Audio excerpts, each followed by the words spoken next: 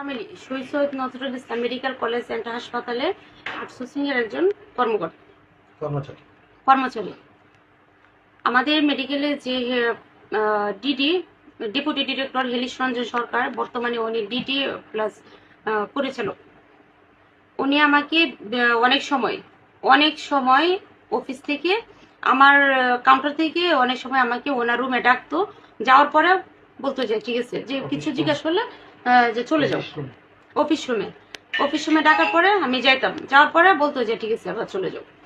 এভাবে মাঝে মাঝে আমাকে ডাকতো ওনার অফিস রুমে। তারপর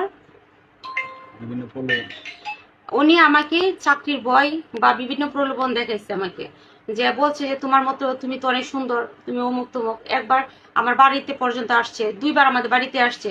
আসার পরে বলছে যে তোমাকে আমার অনেক ভালো লাগে, আমার ফ্যামিলি, আমার যে ওয়াইফ আছে উনি তো বেশি ইয়া না, সুবিধা না, আমাকে অনেক কষ্ট দেয়।